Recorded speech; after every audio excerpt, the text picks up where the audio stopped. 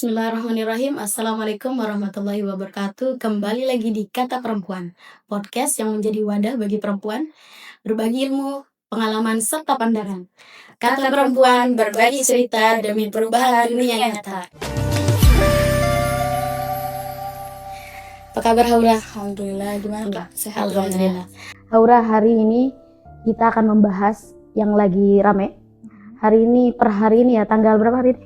Tanggal 7. Tanggal 7 Maret ya, ini kurang lebih sudah 9 hari perang antara Iran melawan gabungan negara Amerika dan entitas Israel. Belum negara, kita nggak mau ngakuin negara ya. Nah, hari ini sudah hari ke-9. Ini kan meleset nih dari perkiraan Trump. Trump menganggap, tadi kan Trump mau buat serangan ini skala kecil dengan membunuh pemimpin besar yaitu Ayatullah Al-Uzma As-Sayyid Ali Khamenei. Tapi ternyata meleset, dikiranya selesai sampai situ. Ternyata Iran makin kesini makin tangguh. Nah, kita mau bahas kok bisa Iran ini punya keberanian sebegitu besarnya. Ini satu lawan banyak loh, ya kan? Karena ini sekarang ini Israel berusaha menyeret bukan hanya Amerika, tapi negara-negara di kawasan Timur Tengah, ya kan? Nah, kok bisa berani-beraninya Iran sendirian melawan orang-orang itu gitu? Kita nih perlu belajar dari bangsa Iran. Kok mereka tangguh banget gitu? Sampai ada kayak meme-meme orang-orang menggambarkan bahwa Iran itu adalah Imam Hussein dan pasukan musuh adalah pasukan Yazid. Wah, oke. Untuk bahas hal itu, kita harus bertanya ke orang yang berpengalaman, yang pernah hidup di sana, ya kan? Sementara ini kan kita yang lihat pengamat-pengamatnya kan ngelihatnya dari jauh ya, bahkan nggak pernah ke Iran. Nah, kita akan bahas bagaimana sih etika keberanian orang Iran, ya, jiwanya tuh kayak apa gitu. Sifat aslinya gimana sih? Nah, kita mau bahas dengan bintang tamu kita hari ini. Suatu kehormatan, hari ini kita hadir bintang tamu kita siapa? Ustadz Hussein Syahab. Assalamualaikum Ustadz. Assalamualaikum warahmatullahi wabarakatuh. Apa kabar? Kabarnya? Baik, alhamdulillah.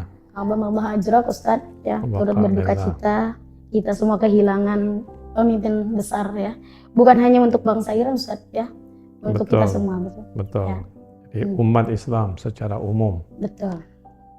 dan juga kaum mustadafin seluruh dunia Betul. kehilangan besar atas kepergian seorang pejuang besar, seorang ulama besar, seorang yang memang memikirkan dengan serius nasib orang-orang tertindas di dunia. Betul. Kepergian beliau itu benar-benar menjadi sebuah kehilangan bagi manusia-manusia yang memiliki hati nurani itu. Betul. Tadi di pembukaan Ustadz, kami ini cukup heran ya dengan ya bisa dibilang kehebatan bangsa Iran. Kenapa Iran bisa sebesar itu? Padahal Iran itu disanksi, diembargo selama 40 tahun lebih ya, dari sejak revolusi Iran. Nah, ini faktor apa yang membuat mereka bertahan sampai saat ini? Bahkan setelah kehilangan pemimpin terbesarnya, di mana negara lain itu setelah hilang pemimpin besarnya kacau negaranya. Nah, ini bagaimana Ustaz? Ya, pertama-tama begini. Dalam Al-Quran Allah Subhanahu wa Ta'ala mengatakan bahwa yang hanya bertahan permanen itu hanya Allah Subhanahu wa Ta'ala. Dalam surah Ar-Rahman Allah mengatakan kullu man 'alaiha fan wa yabqa wajhu rabbika dzul jalali wal ikram. Siapapun yang ada di atas muka bumi ini pasti akan berakhir. Yang akan kekal itu adalah sesuatu yang memang menjadi wajah Allah Subhanahu wa Ta'ala. Nah, revolusi Islam Iran ini betul-betul sebuah revolusi yang membawa nama Allah, membawa misi besar Rasulullah SAW, dan karena itu kita selalu mendengar bahwa misi besar revolusi ini adalah menyampaikan negeri Islam yang tercinta ini kepada Al-Imam Al-Mahdi Al-Muntadhar. Sebab Imam Mahdi adalah manusia yang dijanjikan di dalam Al-Quran dan dijanjikan di dalam hadis-hadis. Nah, kalau sudah misinya itu mulia seperti itu, maka dia tidak akan pernah berakhir. Maka dia tidak akan pernah berhenti. Kalau yang membawanya orang dengan misi besar seperti itu, dengan ketulusan seperti itu, maka tidak akan ada yang bisa menggoyahnya. Pemimpin pergi dan datang, ya kan? Pemimpin pergi dan datang. Tetapi misi besar dan ajaran besar seperti ini, dia tidak akan pernah pergi dan datang. Dia akan kekal. Itulah kenapa menjadi rahasia di Iran itu bahwa karena negeri ini adalah negeri Imam Mahdi alaihissalam, misi besarnya adalah insya Allah menjadi pengantar untuk kedatangan Imam Mahdi, maka semua orang akhirnya bergerak untuk tujuan yang mulia seperti itu. Iran diblokade ekonomi, diberikan sanksi selama usia revolusi 47 tahun. Hampir semua negara di dunia ini takut dengan Amerika, karena itu mereka kalaupun mau berhubungan dengan Iran, misalnya hubungannya sangat terbatas. Misalnya sekarang ini kita lihat dalam peperangan Amerika Israel terhadap Iran ini, sangat sedikit negara-negara yang berani misalnya mengucapkan belasungkawa aja kepada Iran. Bahkan kita punya presiden ketika mengucapkan belasungkawa itu udah sangat mundur, sudah sangat terlambat. Kenapa? Karena takut nanti diplototin oleh Amerika ini. Takutnya sampai segitunya ya. Tapi walaupun diperlakukan gitu, Iran tetap tegar. Karena misi yang besar seperti itu, karena keimanan yang besar seperti itu. Jadi memang sebuah bangsa itu akan menjadi bangsa yang konsisten, teguh, dan gerakannya itu sifatnya permanen ketika di dalamnya itu betul-betul ada keimanan yang sangat tangguh. Ada keimanan yang sangat tangguh, keimanan kepada firman-firman Allah, kepada janji-janji Rasulullah, dan mereka benar-benar memperjuangkan itu dalam perjalanan kepemimpinannya itu. Tapi kan itu Haura bukan sehari semalam, Ustaz. Prosesnya pasti panjang. Mendidik, ya oke, kita berbicara tentang Ayatullah, memang sudah hidupnya agamis, religius ya, ditempa di kalau kata kita di Indonesia nih pondok pesantren gitu ya. Nah kan orang Iran ini macam-macamnya orang. Bagaimana mereka tuh membentuk masyarakat ini menjadi satu tujuan yang sama. Betul. Di garis Imam Mahdi tadi. Memang agama sebuah kaum itu sangat banyak dipengaruhi oleh pemimpinnya. Kalau pemimpinnya baik, maka kaumnya atau umatnya akan baik. Tapi kalau sudah pemimpinnya buruk, ya umatnya akan meniru pemimpinnya. Jadi memang kepemimpinan itu memainkan peran yang sangat penting dalam perjalanan sebuah umat. Nah, Iran ini alhamdulillah sejak revolusi Islam Iran ini dipimpin oleh manusia-manusia yang hebat. Secara spiritual mereka hebat, secara ilmu mereka hebat. Mereka zahid, mereka tidak cinta kepada dunia, mereka benar-benar coba meniru kepemimpinan Rasulullah SAW dan kepemimpinan para imam-imam Ahlul Bait alaihimussalam. Dan karena itu berpengaruh pada bangsanya. Ya, kita tahu persis ya bahwa Iran itu mayoritasnya kan Syiah ya. Waliul Faqih Sayyid Ali Khamenei dan sebelumnya Waliul Faqih Sayyidil Imam Al-Khumaini rahmatullahi alaih, itu orang yang sudah tidak lagi punya rasa cinta pada dunia. Alim besar, mujahid besar, zahid, zuhud hebat, waro luar biasa. dia betul-betul ingin berkhidmat kepada masyarakat. Contohnya siapa yang dia bikin contoh adalah Rasulullah dan Imam Ali bin Abi Thalib alaihissalam. Kan itu kita mendengar misalnya Sayyid Ali Khamenei sebelum dia syahid ini kan, dia ditanya oleh para pengawalnya atau orang-orang dekatnya. Dia bilang kondisi Iran sekarang dalam keadaan yang sangat bahaya, Amerika bisa aja menyerang kapan saja. Jadi kita minta antum, katanya, bisa sembunyi di bunker, atau paling tidak antum kita bawa kemana gitu supaya bisa selamat dari bombardannya Amerika dan Israel ini. Tapi apa jawab beliau? Beliau bilang, saya seperti orang-orang lain. Selagi bangsa saya tidak punya bunker, saya tidak akan pergi ke bunker. Kenapa? Dia bilang, saya tidak beda dengan yang lain. Nah, ini kan sebuah kualitas manusia yang tidak ada tara bandingnya di zaman sekarang ini. Ya kan? Dan itu berpengaruh pada masyarakatnya. Nah, berpengaruh ini memang dimobilisasi. Pengaruh itu kan kepada orang yang demikian besar itu, selain daripada mereka sadar, ya juga ada strategi bagaimana kehidupan yang mulia ini betul-betul bisa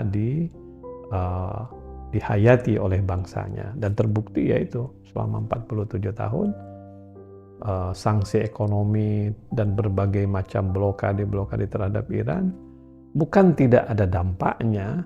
Secara ekonomi pasti berdampak ya, tetapi tidak kemudian merusak mental bangsa, sehingga mereka tetap kokoh dengan misi besar revolusi Islam Iran sebagai pengantar kepada revolusi besar Imam Mahdi alaihissalam. Itu Aura, ya kita tadi sudah memahami kan alasan, ya kan, ya, alasannya sangat religius ya, sangat agama sekali ya, ya fundamental. Tapi kita juga kan perlu tahu itu masa sekarang. Mungkin Aura punya pertanyaan nggak yang berkaitan dengan masa lalu? Nah, gimana sih Ustaz perbedaan antara di zamannya Shah Pahlavi dengan Imam Khomeini sekarang dalam keadaan politik, lalu ekonomi dan sosialnya? Seperti misalnya kan seperti yang kita lihat kemarin dengan Abbas Araghchi, Menteri Luar Negeri Iran, mereka bahkan mengatakan bahwa secara terbuka menerima serangan dari Amerika dan Israel. Sedangkan saya tahu banget kalau misalnya saat keadaan genting di Iran itu pasti dolar langsung melonjak tinggi. Nah itu gimana tuh Ustaz?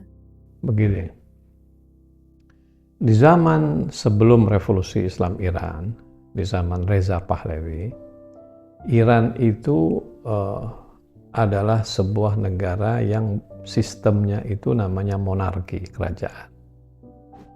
Kerajaan itu artinya dipimpin oleh sekelompok kecil ya dari sebuah masyarakat yang memang untuk bisa bertahan dia harus bergantung. Jadi dulu monarki Syahansyah itu mereka bergantung kepada Amerika. Bukan hanya politiknya, ekonominya, ya kan, keamanannya. Jadi seakan-akan memang dia adalah orang-orang yang diplot Amerika di situ. Ya sama seperti misalnya kalau kita lihat raja-raja sekarang di Timur Tengah. Raja Saudi itu, ya kan, kata Donald Trump-nya apa? Dia bilang kalau tanpa kami tidak akan bertahan lebih daripada 2 minggu.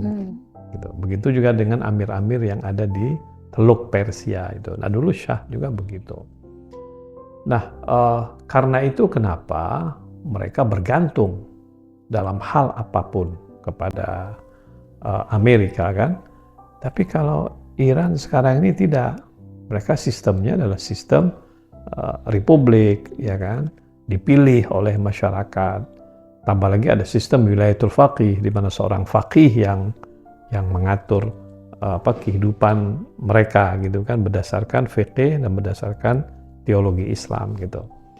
Jadi memang mereka itu menjadi kuat itu karena perubahan kepemimpinan yang tadinya monarki, sistem monarki menjadi sebuah sistem republik Islam dengan sistem khusus namanya wilayatul faqih gitu. Nah, dalam sistem seperti ini karena betul-betul berlandaskan kepada ajaran agama dan itu dihayati juga oleh masyarakat, itu yang menjamin kekuatan. Kalau misalnya sistem lain, ya hitung jari cuma. Bubar langsung ya. Kan? Karena Amerika bisa misalnya dia menjatuhkan, Amerika itu kan gitu, dia bisa jatuhkan siapapun yang dia mau, ya kan, pemerintahan mana yang dia mau. Dia jatuhkan misalnya Venezuela kemarin dalam hitungan jam, ya kan, dan masyarakatnya protes tapi ya tidak punya konsistensi, istiqomahnya itu nggak kuat gitu, sehingga dengan mudah kemudian itu dicaplok oleh Amerika dan kekayaan alamnya direbut dan dirampas oleh Amerika. Nah tadinya Amerika berpikir Iran itu seperti itu, rapuh gitu ya. Dengan misalnya menghabisi Rahbar Said Ali Khamenei, orang akan berebut kekuasaan gitu kan, terjadi kaos misalnya, ya udah pasti Amerika yang menjadi penolongnya. Dia punya imajinasi seperti itu. Ternyata bangsa Iran bukan bangsa seperti itulah. Karena memang Iran itu kan bangsa yang tua. Istilahnya peradabannya itu sudah berusia ribuan tahun, ya kan. Bangsa yang sudah diterpa oleh berbagai macam pengalaman-pengalaman yang banyak sepanjang sejarah bangsanya. Itu satu. Yang kedua, mazhab Syiah ini memang mazhab yang beda daripada yang lain dalam hal kepemimpinan. Jadi memang pemimpin-pemimpin Ahlul Bait mulai daripada Imam Ali, Imam Hasan, Imam Hussein itu kan inspirator kan. Misalnya kalau kita lihat hari-hari Muharram, peristiwa-peristiwa Asyura, perjuangan Imam Hussein yang heroik itu kan menjadi inspirasi kan.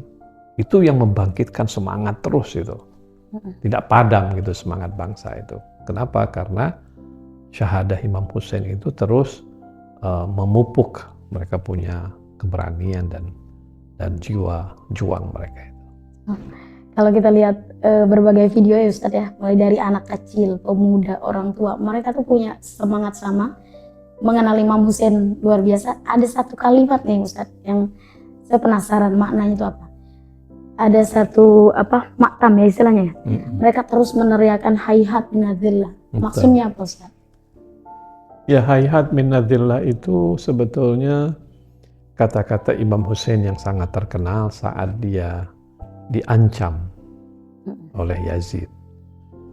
Karena Yazid mengancam Imam Hussein untuk memberikan baiat dan kesetiaan kepada Yazid, tetapi Imam Hussein alaihissalam dengan tegas menolak.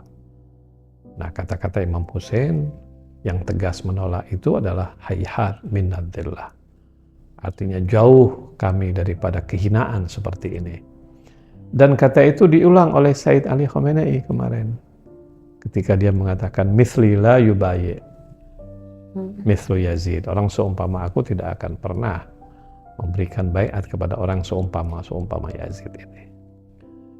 Kan itu bukan hanya istilahnya lip service aja kan. Itu bukan kata-kata manis saja, itu sebetulnya adalah sebuah ungkapan jiwa pejuang yang memang punya inspirator, pejuang yang punya contoh modelnya itu siapa? Ini Imam Hussein, ini Imam Ali. Apalagi di bulan Ramadan ini kan nanti beberapa hari lagi kita akan menghadapi hari syahadahnya Imam Ali bin Abi Thalib. Imam Ali ketika syahid bilang apa? Fustu wa rabbil Ka'bah.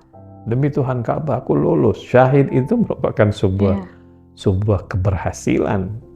Nah, ini kan jiwa-jiwa seperti ini yang ada dalam diri Said Ali Khamenei dan yang ada dalam diri pejuang-pejuang yang ada di Iran. Itu nggak bisa dengan mudah dihapuskan atau dikalahkan. Nggak mudah. Jadi kalau tadi ente bilang bahwa Donald Trump bilang, wah ini cuma 4 hari, 5 hari, wah seminggu. Itu dia nggak ngerti lah. Betul. Jahil dia itu. Trump ini berarti sama sekali nggak mengenal musuhnya ya? Sama sekali. Dia seorang pedagang, dia seorang bisnismen yang ada dalam otak dia itu kalkulasi rugi sama untung doang. Ya. Tanpa dia tahu apalagi memiliki perasaan, kemanusiaan dan sebagainya. Tidak ada sama sekali dalam diri. Kalau saya lihat ya Ustadz, selama saya di Iran itu, jadi setiap akhir tahun itu atau mau menyambut Id Nuruz, orang-orang Iran itu kan pasti entah sekeluarga atau sebelum bulan orang yang banyak itu mereka berdatangan ke Junub, ke perbatasan antara Irak dan Iran, dan mereka mendatangi lokasi kejadian perang saat dulu, dan mereka mengenang, lalu mereka menziarahi para syuhada. Itu kan kalau kita lihat di Indonesia, pahlawan kita itu biasanya yang menziarahi itu hanya keluarganya saja, bahkan tidak ada tuh sampai misalnya dari jauh-jauh dari ujung Indonesia atau ujung kota untuk menghampiri para dijadikan budaya gitu ya. Betul. Nah, kenapa satu Iran bisa memandang bahwa menziarahi para syuhada itu adalah kewajiban gitu? Karena pertama begini, memang itu menjadi sebuah tradisi ya di Iran, bahwa berziarah kepada para syuhada, berziarah ke makam imam, terutama berziarah ke makam para syuhada, itu merupakan sebuah ibadah yang sangat tinggi di sisi Allah Subhanahu wa Ta'ala. Pahalanya besar. Orang ziarah kubur ya bukan hanya kuburan biasa ya, ini kuburan para syuhada gitu. Itu satu. Yang kedua, memang menjadi tradisi di bangsa itu menghormati para pejuang. Menghormati. Jadi mereka tuh sangat mengapresiasi orang-orang yang gugur demi membela bangsanya, membela negerinya, dan apalagi demi agama gitu. Karena itu kenapa hampir di setiap kuburan para syuhada itu penuh itu. Orang datang berziarah, ya kan? Mungkin bukan saudaranya, hanya karena menghormati orang-orang yang gugur ini. Nah, tadi Haura bilang bahwa musim menjelang hari Nuruz mereka pergi ke selatan. Nah, kenapa ke selatan? Karena dulu pada peperangan Irak terhadap Iran terjadinya itu memang di selatan Iran, dan banyak yang gugur di sana dan dikuburkan di sana sebagiannya itu. Nah, mereka ke sana dalam rangka itu menghargai para syuhada itu. Misalnya satu lagi, syahid yang agung sebelum Imam Ali Khamenei, Qasim Soleimani. Di mana dia dikuburkan? Di Kermanshah. Negerinya namanya Kermanshah. Jauh itu. Kalau dari Teheran tuh bisa sampai 15 jam itu, ya kan? Tapi orang datang ke sana sama seperti orang ziarah Imam Hussein. Dari mana-mana. Kenapa? Karena menghormati. Ini orang sudah berkorban demi agama, demi bangsa, demi rakyat. Oh, orang datang. Nah, itu tradisi seperti itu memang kita tidak dapatkan dalam masyarakat lain. Sulit ya, beda tradisinya, beda cara berpikir mungkin. Pertama beda penghayatan agama. Itu kan semuanya berakar pada agama kan. Dalam mazhab Ahlul Bait, syuhada itu sangat-sangat diagungkan. Syahid itu menjadi harapan. Ya kan? Syahid itu menjadi harapan, syahadah itu merupakan sebuah cita-cita gitu. Dan dalam mazhab Ahlul Bait dari dulu, kalau bicara tentang syahid ini, ya hampir dalam setiap abad, dalam setiap periode, banyak itu syuhada, ya kan? Bukan hanya di Iran, misalnya di Lebanon, di Irak, di mana ada komunitas Syi'i, biasanya di situ pasti ada para syuhadanya. Gitu. Nah, mereka mengapresiasi para syuhada itu. Sebelum lupa, kalau ada pertanyaan simpen dulu. Soalnya takut lupa. Tadi kan kita berbicara tentang Iran ini semuanya berdasarkan agama. Landasan mereka tuh kuat tentang agama. Ini Ustadz, ada satu tempat namanya Selat Hormuz. Ini jalur paling strategis di dunia kan. 20-30% jalur perdagangan minyak itu lewat situ. Nah, ini sempat ramai orang-orang nih mengkhawatirkan kalau Iran sampai pecah perang dengan Amerika, maka selat ini bakal ditutup. Semua orang khawatir, tapi ternyata nggak ditutup, Ustaz. Nah, saya tuh teringat cerita tentang Imam Hussein gitu ya. Bagaimana musuh itu, pasukan Yazid, memblokir sungai agar Imam Hussein dan keluarganya itu tidak bisa minum. Nah, ini bisa nggak? Apakah orang Iran ini berkaca dari hal itu, atau memang ya sudah, memang mereka pandangannya kalau menutup jalur ini maka seluruh dunia akan sulit atau apa? Saya pikir tuh tadinya akan menyiksa Amerika dengan cara itu gitu. Begini, memang Selat Hormuz itu berada di wilayah Iran, selat yang sangat strategis ya, di mana 20% dari kebutuhan energi dunia lewat di situ. Negara eksportir minyak semuanya di situ ya. Bukan hanya eksportir minyak, tetapi juga ekspor impor kebutuhan hidup, ya kan?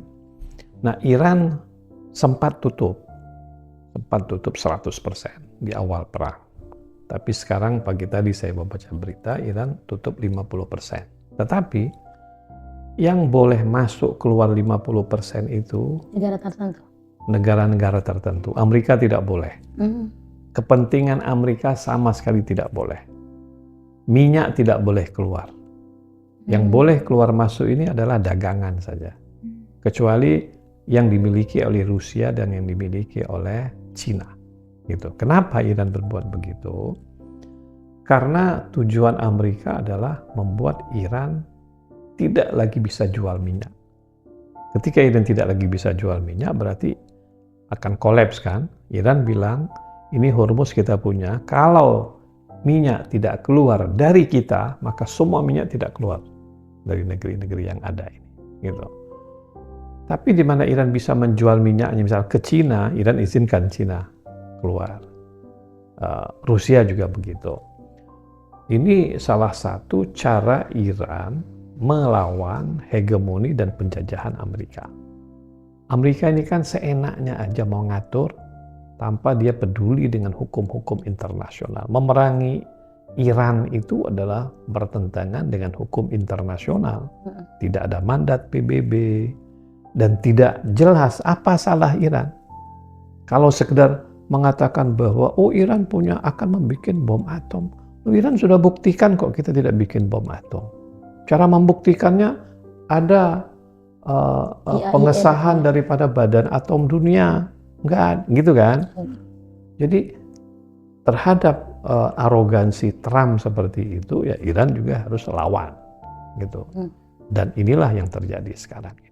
Nah, kenapa dunia Arab yang kena? Sebab di dunia Arab itu banyak sekali pangkalan-pangkalan militer Amerika. Yang Iran serang bukan Arabnya, tetapi pangkalan militer Amerika dan kepentingan Amerikanya itu.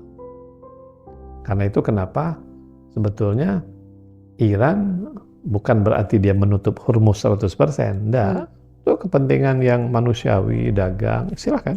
Tapi yang enggak benar ditembak. Nah, itu yang terjadi sekarang. Nah, ngomongin soal perang nih Ustadz, kan kita lihat nih di sosial media kalau para netizen itu membandingkan foto wanita saat zaman Shah Pahlavi dengan juga wanita Iran zaman sekarang, bahwa mereka harus menggunakan cadar, harus menggunakan hijab. Nah, itu tuh apakah termasuk suatu pergerakan yang sarkas untuk merubah wanita dari yang sebelumnya mungkin bisa mengekspresikan diri dengan menggunakan pakaian bebas atau apa segala macam, lalu menjadi sepenuhnya wanita yang tertutup, bahkan menggunakan cadar. Kalau kita kan di Indonesia mungkin pakai tunik atau pakai hijab itu udah termasuk masuk kode etik kali ya, tapi kalau di Iran bahkan harus menggunakan cadar seperti itu. Sebetulnya masalah hijab ya, masalah hijab. Kalau kita menyebutnya di sini masalah jilbab gitu ya. Masalah yang cukup penting di dalam kehidupan sebuah masyarakat muslimah Islam dimanapun ya. Kita tahu bahwa salah satu identitas penting Islam itu adalah wanita-wanitanya pakai jilbab. Tetapi dalam masa yang sama Islam memang tidak pernah memaksa. Firman Allah la ikraha fid din itu penting untuk difahami. beragama itu bukan paksaan, tapi sebuah kesadaran. Nah, di Iran, di zaman Shah, mayoritas orang terbuka, tidak pakai jilbab, tidak pakai cadur. Ya, kalau cadur itu lebih lengkap lagi ya, tidak pakai jilbab. Tapi setelah revolusi Islam Iran, ya ada peraturan yang mengatur kalau wanita keluar dari rumah, mereka hendaklah menutup badannya dan kepalanya gitu kan dengan pakai jilbab. Tapi ada yang menentang, ada yang melawan, nggak mau, ya udah. Nah sekarang ini yang nggak mau pakai jilbab juga banyak di Iran. Iran bisa menyadarkan, paling bisa mengingatkan gitu. Memaksa sama sekali enggak, gitu kan? Pengaruh dunia sekarang ini sangat besar dalam hal pakaian. Kita di Indonesia misalnya orang-orang yang pakai jilbab banyak, tapi orang-orang yang pakai jilbab tapi misalnya jilbabnya sekedar model juga banyak gitu ya. Nah di Iran memang tradisi dulu lamanya itu mereka pakai cadur. Tapi cadur itu pakaian yang sifatnya lebih tradisional. Sekarang banyak orang-orang di Iran pakai jilbabnya sama seperti orang di Indonesia dengan model-model yang macam-macam gitu ya. Ya yang penting mereka menutupi sesuatu yang wajib yang ada dalam Al-Quran itu. Tapi larangan terbuka, memakai pakaian terbuka atau kewajiban berhijab itu ada nggak hukum positifnya di dalam Al-Quran? Ada. Dalam Al-Quran jelas itu kan, dalam surah Al-Ahzab, dalam surah An-Nur, dalam hadis-hadis, dalam undang-undang Iran juga ada gitu. Tetapi kan bukan ketika itu ada kemudian orang dipaksa, lalu mau melakukan secara rela kan gitu. Kayak sama seperti sholat lah. Banyak orang muslim nggak sholat. Itu mau dibunuhin orang nggak sholat kan enggak. Paling kita persuasi, kita ingatkan gitu kan. Kalau mereka pun nggak mau sholat, ya antara dia dengan Allah Subhanahu wa Ta'ala. Islam ini sebuah agama yang tidak dibangun berdasarkan paksaan. Betul-betul yang diharapkan adalah sebuah kesadaran. Dan itu butuh edukasi, butuh pendidikan, butuh diingatkan. Karena itu kenapa Nabi Muhammad SAW itu punya sifat basyiran wa nadhira. Nabi Muhammad punya sifat yang memberikan peringatan dengan baik, berita gembira yang baik, tapi juga dalam masa yang sama memberikan peringatan tapi dengan ancaman gitu. Diingatkan, dikasih tahu gitu. Itulah kalau kita lihat agama Islam itu sebuah agama yang sangat fair, yang sangat menghargai manusia, berbeda pendapat juga nggak apa-apa gitu kan. Orang belum bisa menerima Islam secara penuh, nggak apa-apa. Diharapkan ada sebuah proses edukasi gitu. Kita tadi sudah membahas wanita. Saya tuh mau tahu Ustaz, peranan wanita-wanita Iran tuh seperti apa sih dalam pergerakan dari masa ke masa? Seperti kan kita lihat nih ya sekarang di mana-mana video orang-orang Iran itu perempuannya itu turun ke jalan, mendukung pemerintahnya. Mereka juga berpolitik gitu. Nah, kita mau tahu nih, perjalanan perempuan di Iran tuh dari masa ke masa seperti apa? Oke, ini pertanyaan yang sangat bagus saya pikir ya. Perempuan di Iran itu memang berbeda dengan kondisi perempuan yang ada di dunia Arab. Ya, di dunia Arab perempuannya cukup tertutup dan juga istilahnya superioritas lelaki lebih dominan, laki-laki lebih dominan lah ya, sehingga sepertinya perempuan itu istilahnya itu subordinate, di bawah laki-laki gitu, atau dalam istilah kerennya disebut dengan patriarkis katanya gitu. Nah, apakah di Iran seperti itu? Tidak. Iran bangsanya itu seperti saya katakan tadi, bangsa yang cukup tua, yang peradabannya juga cukup tua, sejarah bangsanya juga cukup tua, sehingga sekarang ini kedudukan wanita di Iran itu sama level dengan laki-laki. Mereka bahkan sangat kompetitif dengan laki-laki, dan itu kelihatan dalam semua lini ya. Misalnya katanya mahasiswa Iran di Iran sekarang ini, perbandingan antara mahasiswi dengan mahasiswanya itu hampir 55%, 45%, 55%-nya perempuan. Gitu ya. Dalam dunia kerja juga begitu. Dalam dunia profesional juga begitu.